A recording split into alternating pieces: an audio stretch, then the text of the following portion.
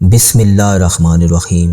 تمام تعریفیں اللہ کے لیے ہیں، وہی نیک لوگوں کا ولی ہے۔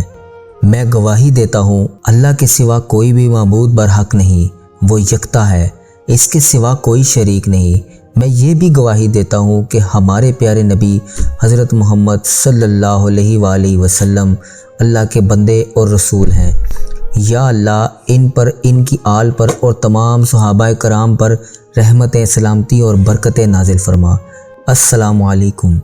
محمد احد یوٹیوب چینل کے تمام دوستوں، میری بہنوں اور میرے پیارے بھائیوں، بہت ہی لاجواب عمل جو آپ کے لیے آج لے کر آیا ہوں، یہ عمل سورہ رحمان کی ایسی آیات مبارکہ کا عمل ہے جو ہر بندے کی زبان پر بڑی آسانی کے ساتھ آ جاتا ہے۔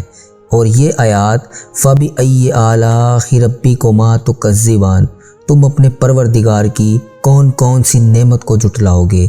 آج اس آیات کا بہت ہی پیارا اور خاص وظیفہ آپ کو بتاؤں گا۔ کہتے ہیں کہ یہ آیات اپنے اندر ایسی تاثیر رکھتی ہے کہ عرش کو بھی ہلا دینے والی آیات ہے۔ یاد رہے کہ جب مسلمان جنت میں چلے جائیں گے تو اللہ رب العزت جنت میں اپنے بندوں کو اپنا دیدار کروائے گا۔ سبحان اللہ۔ اللہ تعالیٰ سے دعا ہے کہ اللہ پاک مجھے بھی اور آپ کو بھی اللہ کا دیدار نصیب فرمائے۔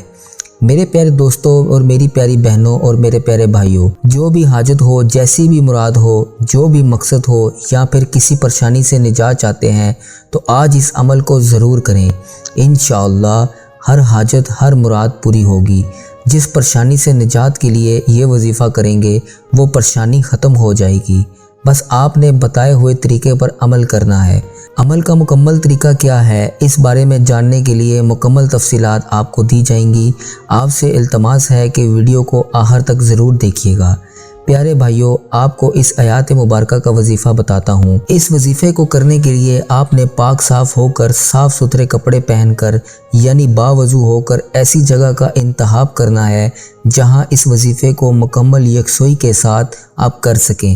اور وظیفہ کرتے وقت اس آیات کا مفہوم آپ کے ذہن میں ہونا چاہیے جو ابھی ذکر کیا گیا ہے۔ آپ نے سب سے پہلے 3 مرتبہ درود ابراہیم پڑھنا ہے، اس کے بعد اس تسبیح کو 100 مرتبہ یہ آیات فَبِأَيِّ آلَاءِ رَبِّكُمَا تُكَذِّبَانِ پڑھنی ہے، اور آخر میں یہ درود ابراہیم پھر 3 مرتبہ پڑھنا ہے۔